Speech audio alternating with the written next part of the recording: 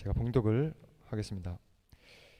며칠 후에 바울이 바나바더러 말하되 우리가 주의 말씀을 전한 각 성으로 가서 형제들이 어떠한가 방문하자 하고 바나바는 마가라 하는 요한도 데리고 가고자 하나 바울은 밤빌리아에서 자기들을 떠나 함께 일하러 가지 아니한 자를 데리고 가는 것이 옳지 않다 하여 서로 심히 다투어 피차 갈라서니 바나바는 마가를 데리고 배 타고 구브로로 가고 바울은 신라를 택한 후에 형제들에게 주의 은혜에 부탁함을 받고 떠나 수리아와 길리기아로 다니며 교회들을 경고하게 하니라.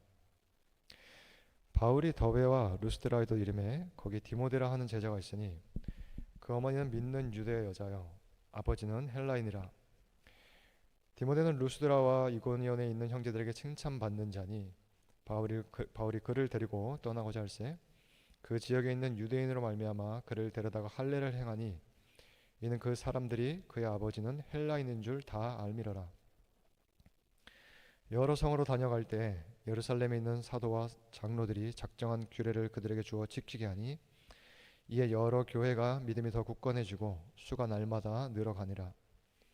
성령이 아시아에서 말씀을 전하지 못하게 하시거늘 그들이 부르기아와 갈라디아 땅으로 다녀가 무시 앞에 이르러 비두니아로 가고자 했으되 예수의 영이 허락하지 아니하시는지라.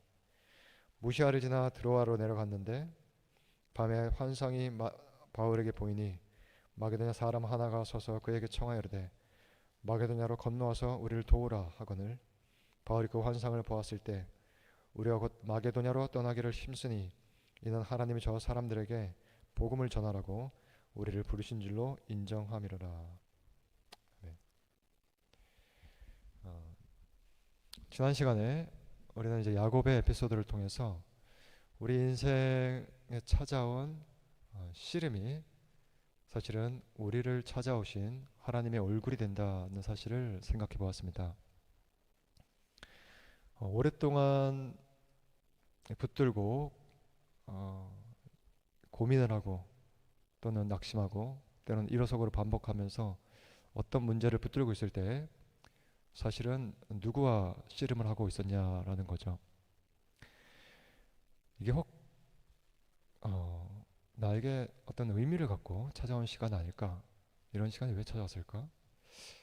더 구체적인 사명으로 나를 부르려고 하시는 시간인가?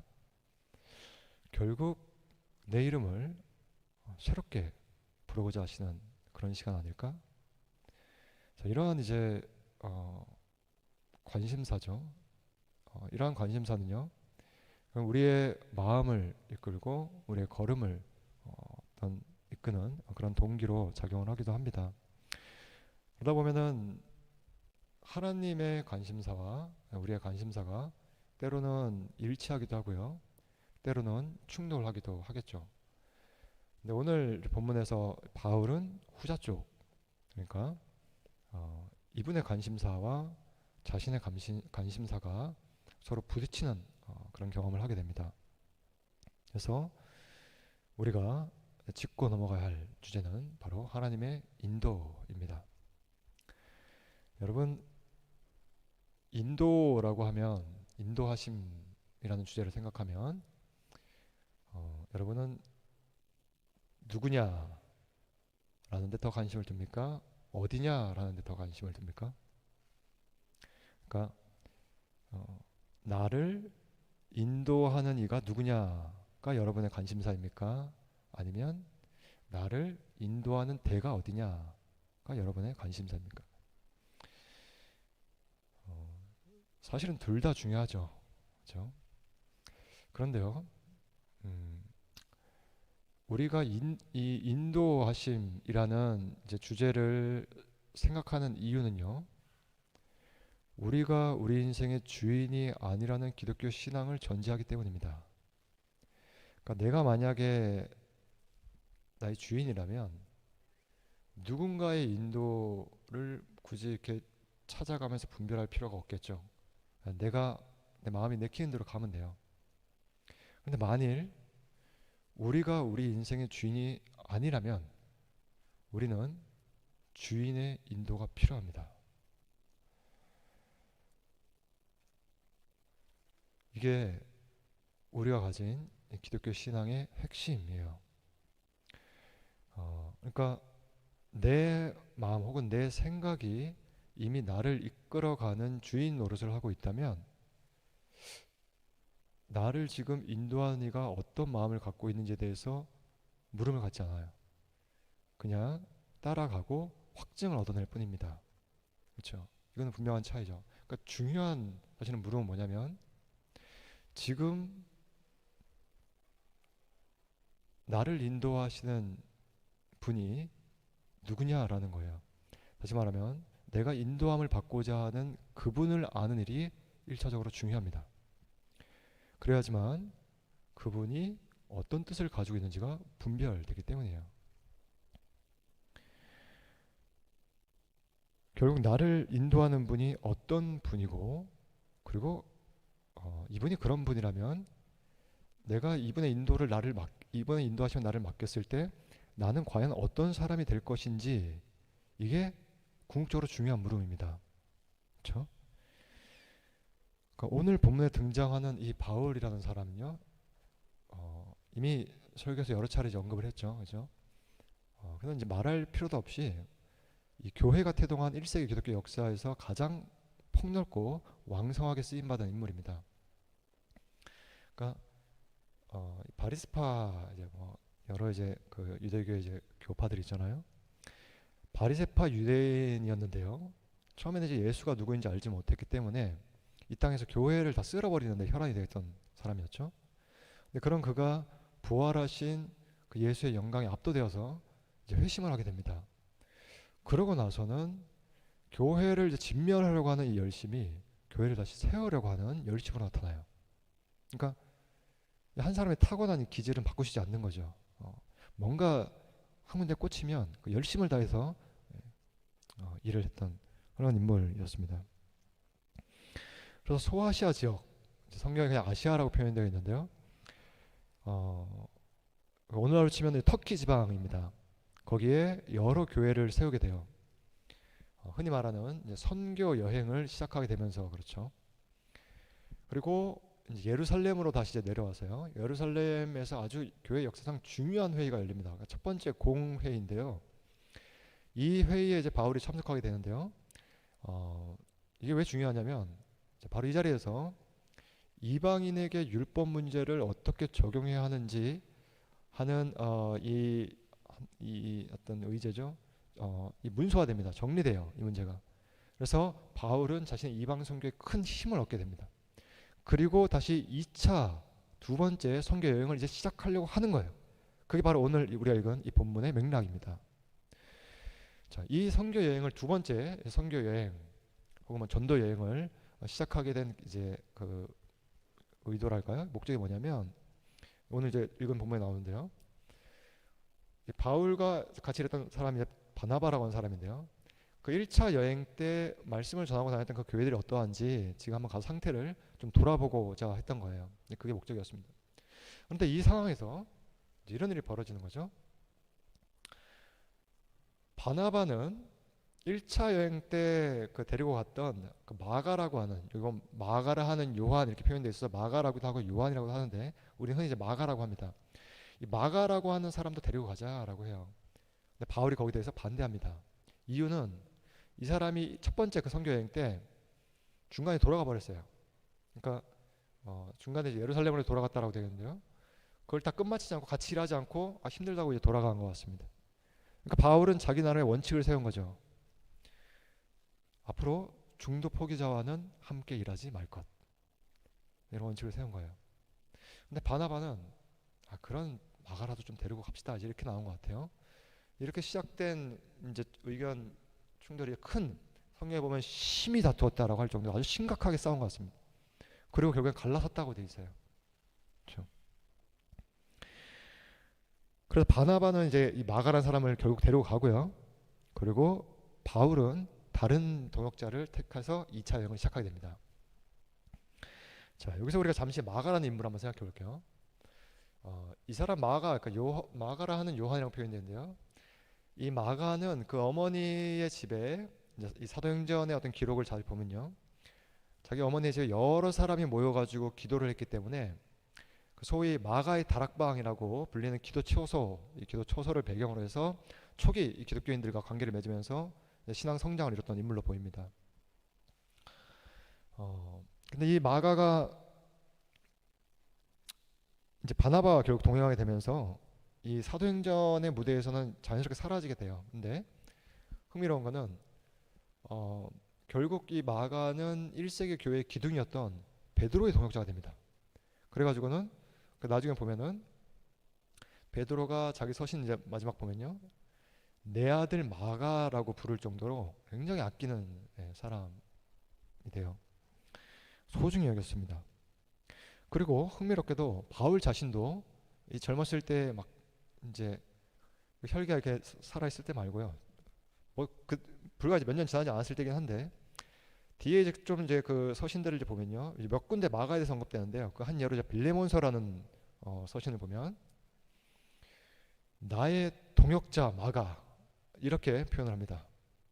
그러니까 한때는 같이 일할 수 없다라고 해가지고 그냥 거리를 둔 그 사람에 대해서 동역자, 나와 함께 일하는 나의 파트너라고 표현하는 거예요.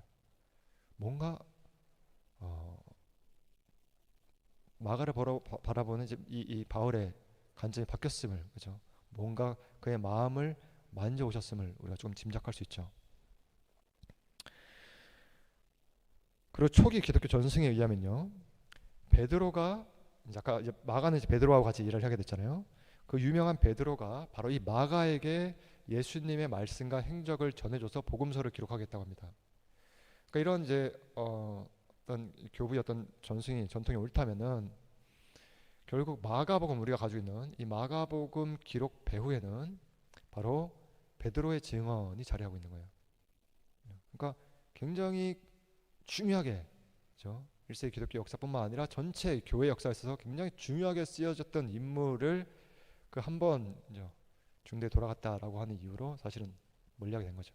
만약에 역사를 우리가 좀 다시 돌아가서 바울이 조금 너그럽게 이 사람을 받아줬다면, 마가가 이런 역할을 했다라는 걸 우리가 한번 이렇게 염두에 두고 한번 생각을 해보면요, 이 기독교 역사의 기록 유산이 얼마나 더 다채롭고 풍요로워졌을까. 그러니까 마가가 바울과 함께하면서 그 선교 역사를 보고 그것을 기록했다면, 그렇죠? 얼마나 이 기독교 역사의 기록 유산이 좀 더 다채로워지고 또 풍요로워졌을까 하는 점도 생각해 볼 수가 있습니다. 자, 여기서 우리가 흔히 이제 빠지게 되는 오류가 있어요. 그 인도를 받기 위해서, 주님의 인도를 분별하기 위해서 우리가 경계할 오류가 있습니다. 뭐냐면은 우리는 흔히 우리에게 이제 일어나는 문제를 이제 흙과 배, 그러니까 이분화해서 바라보려고 하는 잘못에 빠질 때가 있어요. 그렇죠? 그러니까 여기서 지금 바울과 바나바가 다퉜으니까 자연스럽게 우리는 누구 편을 자꾸 들려고 합니다. 그래서 나는 그래도 원칙을 존중하는 바울이 좀 나아. 그래도 더 너그럽게 사랑을 받아줄 수 있는 바나바가 낫지. 자, 그런데요, 이렇게 이제 일종의 어떤 편 가르기죠. 근데 수많은 교회가 나눠지는 이유도 가만히 보면요, 이런 편 가르기 때문인 경우가 굉장히 많이 있습니다. 그렇죠? 대부분 그런 경우가 많아요. 그래서 뒤에 이제 3차 선교 여행 때 등장하는 고린도 교회를 보면요, 대표적인 예인데 바울파니, 아볼로파니, 혹은 베드로파니, 심지어는 그리스도파니라고 하면서 서로 분열을 격돌하는 거죠. 그러니까 우리는 어렸을 때부터 자연스럽게 이렇게 뭡니까? 편을 가르는 논리를 배웁니다. 그렇죠? 애가 아주 어린데도 엄마가 좋아? 아빠가 좋아? 이렇게 물어봐요. 그럼 조금 더 눈치가 빠르고 현명한 아이는 둘 다 좋은데요? 이렇게 답변하면 여기서 끝내야 되는데 그래도 좀 더 좋은 쪽 있잖아. 이렇게 둘 다 좋아하면 안 됩니까? 예. 학교도 사실은 그런 어떤 학교 교육 시스템도 보면요, 요즘에는 이제 많이 달라지고 있지만 과거에는 그 사지선다라고 하나요? 그러니까 정답을 하나 찾아내면은 뭐 찍든지 뭐 알든지 얘가 찾아내면 나머지는 다 오답으로 이제 버려야 되는 거죠. 그렇게 자연스럽게 우리는 세상을, 그러니까 정답과 오답으로 나누는 관점을 습득하면서 자라요. 물론 이제 이런 교육이 다 잘못됐다는 말은 아닙니다. 세상에는 분명히 정답과 오답으로 나눠지는 문제가 있으니까요. 하지만 이제 인생을 살다 보면 그렇지 않은 문제도 많이 있지 않습니까? 그죠? 그래서 다시 또 빠지게 되는 오류가 있습니다. 그게 뭐냐면 한 번 오답은 영원한 오답이라는 거예요. 얘 한 번 중도에 돌아갔으니까 얘는 계속해서 돌아갈 사람. 자, 이렇게 생각하기 시작하면 이미 이런 오류에 빠져들게 되는 거죠. 어, 그리고 또 다른 오답은 또 뭐냐면요. 다른 오류는 이겁니다. 이 바울과 바나바가 2차 선교여행을 시작할 때 있었던 이제 교회, 같이 목회했던 교회가 이제 안디옥 교회거든요. 안디옥 지역에 있던 교회인데, 자, 거기 사는 교인 이제 봅니다. 근데 가만히 보니까 목회자 두 사람이 심하게 싸우는 거예요. 야, 저 사람들 서로 사랑하라고 가르치더니 자기들끼리는 저러고 있네? 라고 하면서 기독교 신앙 전체가 잘못됐다라고 판단을 하고 교회를 떠나버리는 오류입니다. 그죠? 그러니까 하나가 오답이면은 나머지도 다 틀렸다라는 식의 오류인 거예요. 이런 오답들, 그러니까 이런 오류들에 우리가 노출되어 있고, 우리는 자연스럽게 우리 어떤 문화의 어떤 이 영향을 통해서든 우리가 익히 이렇게 몸으로 흡수했던 관습을 통해서든 노출되어 있습니다. 자, 이게 왜 중요하냐? 뭐 중도에 함께 일하지 않고 돌아가는 일도 오답이 맞고요. 그리고 어떤 사람 함께 일할 사람을 선발하는 일로 심각하게 싸우는 일도 오답이 맞습니다. 잘못이 맞는 거죠. 그런데 자, 마치 그 오답이 지속될 것처럼 혹은 그 오답이 나머지를 다 말해주는 것처럼 사람을 대하면 안 된다는 거죠. 인간은 역사적인 존재이기 때문입니다. 시간 속에서 배워가요. 모두가 그렇습니다. 그리고 이때 우리의 관심사는 우리의 doing에 있지만, 그 전에 자주 말씀드렸죠. 하나님은 우리의 being에 관심을 두십니다. 다시 말해 그 오답을 통해 우리를 자라가게 하시는 게 그분의 관심이에요. 자, 이처럼 접근이 다른 거죠. 그분의 관심사와 우리의 관심사가 다릅니다. 이런 차원에서는요. 그렇게 내가 지난날 보기에 혹은 듣기에 뭔가 오답처럼 맞지 않는 모습을 보인 사람이 있다고 합시다. 그리고 그런 모습을 끝으로 오늘 뭐 바울과 바나바처럼 갈라졌다라고 해요. 그러면은 그 사람이 그런 모습에 그대로 남아 있을 거라는 그런 상태에 그냥 그 사람은 늘 그런 사람이야라고 생각해서는 안 된다라는 거예요.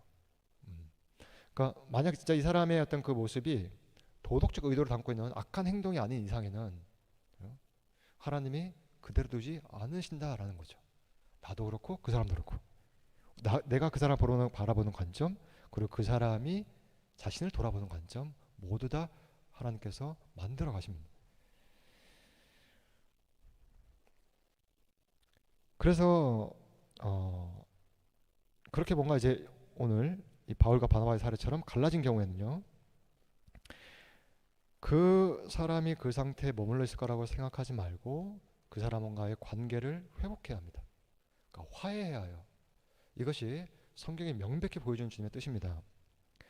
바울과 바나바가 갈라졌죠. 그럼 바울파는 당연히 이 사람 사역이 잘 되기를 바랄 거고요. 바나바파는 또 이 사람 사역이 잘 되기를 바랄 거예요. 근데 주님의 뜻은 뭡니까? 둘 다 그 과정을 통해 자라가는 거예요. 교회도 마찬가지입니다. 어떤 이유로든 아픔을 겪고 이제 갈라져요. 그러면 진정으로 상대가 잘 되길 바라며 축복하는 마음으로 기도하기가 어렵습니다. 그죠? 그런 성인 군자가 우리가 다 그런 사람이라면 갈라지지 않겠죠, 애초에. 그죠?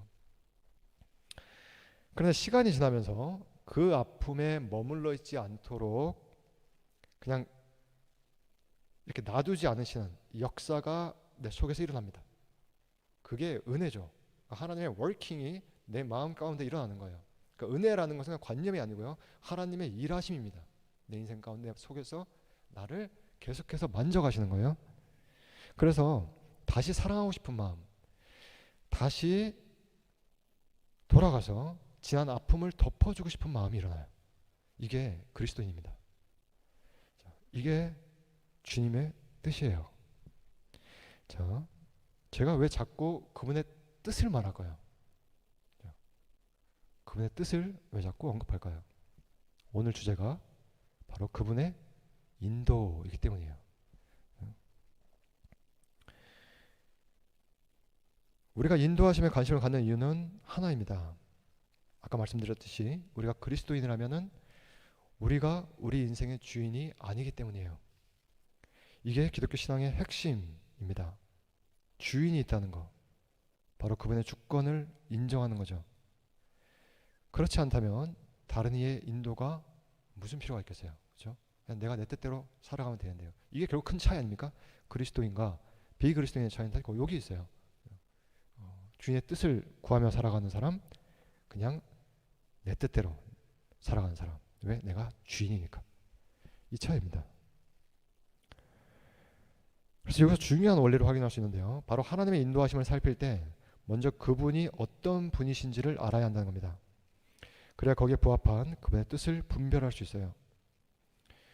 우리가 인도하심을 살핀다고 할 때 아주 중요한데요. 인도하시는 분보다 인도하심 자체에만 주목하려는 태도를 갖기 쉽습니다. 그러니까 우리가 다 이렇게 좀 자기중심적이어서 그런 경향이 다 있어요. 그러니까 내가 지금 하고 있는 고민에만 답변을 내려주시기 바라는 거죠. 그러면서 정작 그분이 누구인지 그분의 마음에 대해서는 묻지 않습니다. 바울이 바나바와 갈라서고 독자적인 노선을 걸어갈 때 그를 보면서 야, 이거 완고한 원칙주의자다라고 생각하는 사람이 있었을지 몰라요.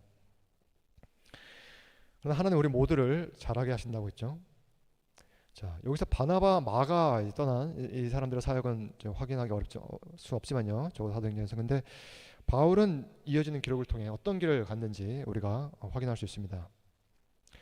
자, 이제 바로 1차 여행 때, 이 전도 여행 때 이제 복음을 전했던 지역을 돌아보면서 이 디모데라고 하는 아주 충실한 일꾼을 얻게 돼요. 자, 이 사람은요. 나중에 바울의 영적 아들로 알려지게 되는데 아버지는 헬라인이고요. 어머니는 유대인, 그러니까 혼혈입니다. 그런데 여기서 아주 이상한 이제 하나의 이 에피소드인데요. 이 사람을 데려다 바울이 뭐 하냐면 할례를 줘요. 자, 이게 왜 중요하냐면 주목해야 할 대목입니다. 아까 2차 선교여행을 시작하기 전에 예루살렘 회의를 열었다 그랬죠, 그죠? 예, 한 48년, 49년 정도 되는데요, 연대가. 이때 어젠다가 뭐냐면은 그 아까 말씀드린 것처럼 중요한 이제 문제가 이겁니다. 그 당시에 신약 성경이 기록된 이제 저희가 가지고 있는 신약 성경이 아니라 이제 구약을 가지고 있잖아요.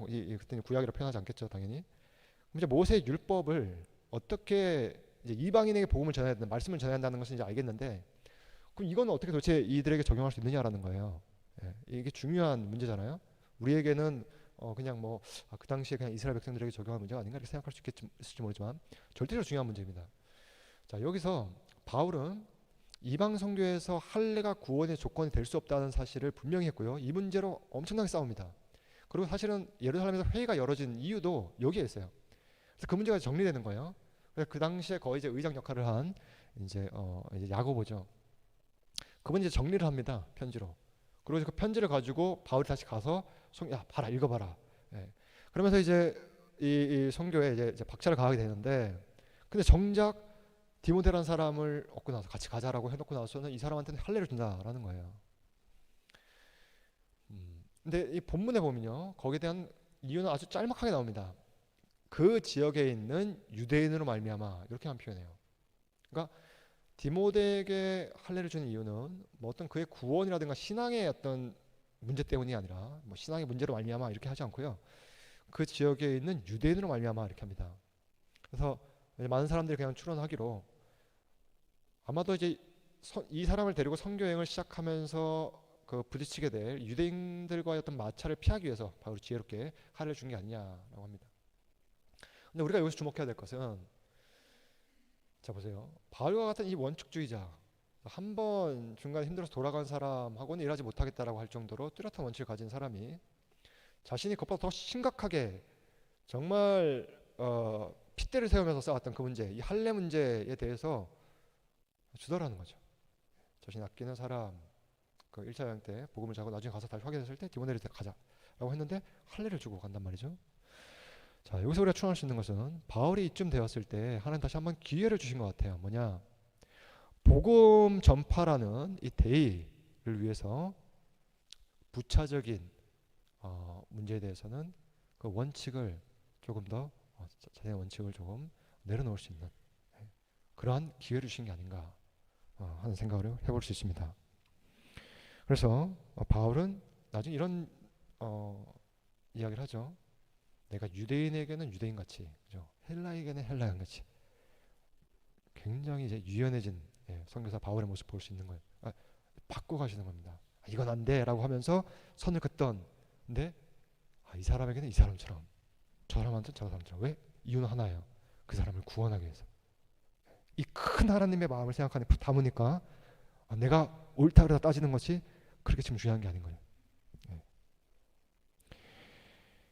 그러면서 마치 이제 베드로가 마가를 자신의 아들이라고 했듯이 바울에게는 디모데가 그런 아들이 되는데요.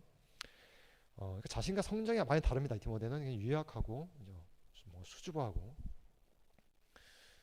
이런 사람을 정말 자신의 아들과 같이 그 신앙을 양육하면서 얼마나 시간을 두고 기다리고 인내하며 그를 돌봤을지 그 과정도 우리가 한번 생각해 볼 수 있습니다. 그러니까 오늘 우리가 이런 부분들 좀 한번 보는 거예요. 행간에 숨겨져 있는, 담겨져 있는 하나님의 손길을 인도하신 가운데 읽어가는 겁니다.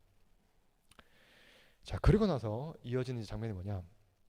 그렇게 여러 교회를 이제 돌아보다가요, 바로 앞서 언급한 이 소아시아, 오늘날 터키 지방에서 익숙한 복음사를 계속 이어가고자 합니다. 이게 너무나 합리적이고요, 당연한 거예요.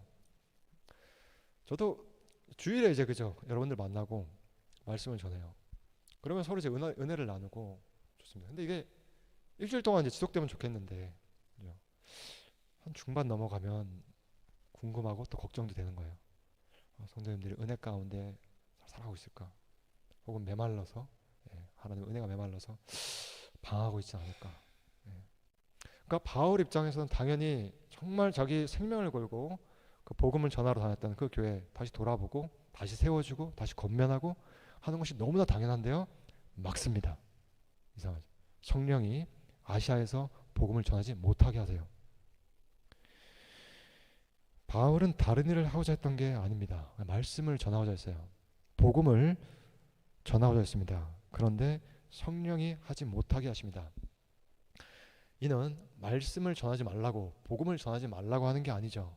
그게 아니라 이제는 그 지역이 아니라 다른 지역으로 가라고 하시는 사인이었어요. 그런데 바울은 그걸 바로 알아차리지 못합니다. 그래서 자신의 계획대로 그냥 움직이죠. 그런데 또 예수의 영, 성령의 다른 표현이죠. 예수의 영이 또 허락하지 않으세요. 그래서 제가 읽어드렸는데 16장 6, 7절을 보면요, 아시아에서 말씀을 전하지 못하게 하시고요, 또 비두니아로 가고자 애쓰되 허락하지 않으십니다. 이 아시아와 비두니아 그리고 이제 갈라디아 등지는 나중에 베드로전서를 보면요, 이 베드로의 나중에 영향력이 미치는 곳임을 알 수 있습니다. 이렇게 시작해요. 베드로전서 보면 예수 그리스도의 사도 베드로는 본도, 갈라디아, 갑바도기아 그리고 아시아와 비두니아에 흩어진 나그네에게 편지한다라고 합니다. 그렇죠? 여러분 축구를 보면요, 감독과 선수가 있죠.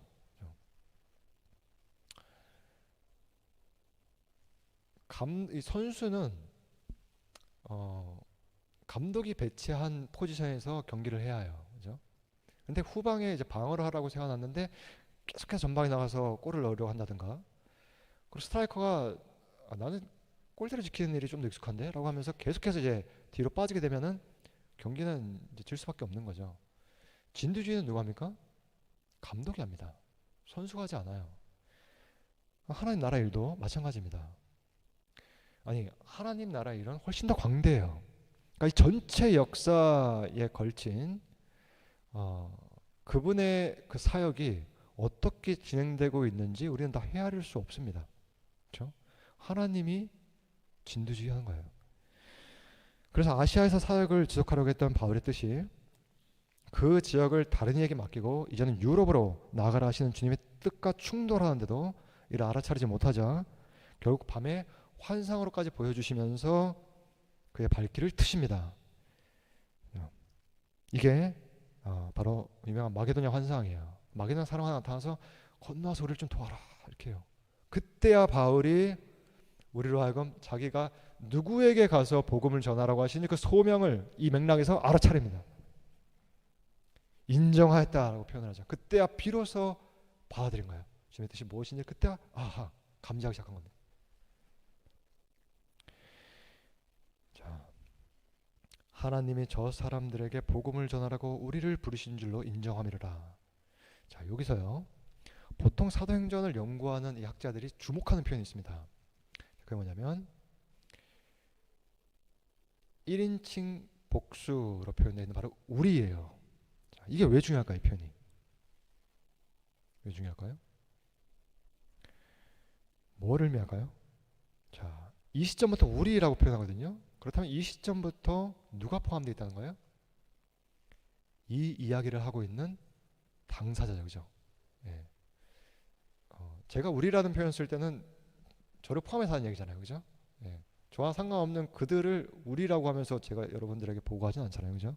우리는 나와 함께한 사람들. 자, 이 우리에서 포함된 그럼 나는 누구냐? 사도행전 초반부를 보면 서두에 알 수 있듯이 수신자, 그러니까 이 사도행전을 직접적으로 받아보게 되는 그 수신자를 보면 알 수 있듯이 동일한 수신자 네오빌로라고 하는 사람이 또 어떤 성경의 수신자냐면 바로 누가복음의 수신자입니다. 그러니까 이는 거의 다 동의하는 바인데 바로 사도행전은요 누가복음과 상하권으로 구성된 한 세트예요. 동일한 저자가 썼습니다. 흔히 우리가 누가라고 하죠. 그렇죠? 가볍게 여길 수 없는 게 누가는 분량으로 치면요. 여러분들 분량으로 신약성경을 가장 많이 쓴 사람 하면 보통 바울이 먼저 떠오르죠. 그죠? 근데 볼륨, 그냥 분량으로 치면요. 누가입니다. 권수로는 바울이에요. 근데 전체 분량으로 치면은 신약성경에 가장 큰 부피의 저작을 남긴 사람이면 누가예요. 그래서 하나님은 당시 의사라고 알려진 이 누가를 붙여주셔가지고 그러니까 비로소 바울이 하나님의 뜻을 깨닫고 그것을 인정하고 발길을 돌렸을 때 예배해둔 사람을 붙여주십니다. 근데 그 사람이 누가였던 거예요. 자, 돌아봅시다. 원래 누구하고 결별했죠 처음에? 마가였죠, 그죠? 예. 그래서 마가는 베드로 쪽으로 가서 같이 동역을 하면서 이제 기록을 남기게 되는 거죠, 그죠? 근데 하나님은 하나님의 일을 이루어 가십니다. 그래서 면밀하게 이 성경 역사를 검토하고 그것을 기록으로 남기게 하세요. 자, 이걸 보면 하나님의 관심사가요. 그냥 우리 당대의 모든 일이 이루어지게 하는 데 있지 않은 걸 알 수 있습니다. 그렇죠? 물론 우리 당대에 예수님이 오실 것처럼 우리가 정말로 마음을 다해서 복음을 전하겠지만 이들도 그랬겠죠. 근데 하나님은요. 이 기록을 남기게 하셔서 이들은 상상도 못했겠죠. 오늘날 우리까지 이 본문을 읽으면서 주님의 말씀, 주님의 뜻을, 섭리를 생각하게 만드시는 거예요. 이렇게 보면 가정에서 그리고 교회에서 다음 세대를 섬기는 일이 얼마나 소중한지 몰라요. 그렇죠? 어떠한 열매를 낳게 될지 아무도 모릅니다.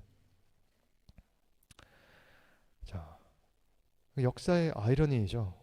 바울에게 중도 포기자라는 평가를 받고 물러가게 했던 그 마가는 결과 당시에는 이제 2차 그 계획했던 이 선교 지역에서는 함께 일하지 못했지만은 결국은 베드로와 함께 동역하게 되면서 그 지역에 영향을 미치게 되고요.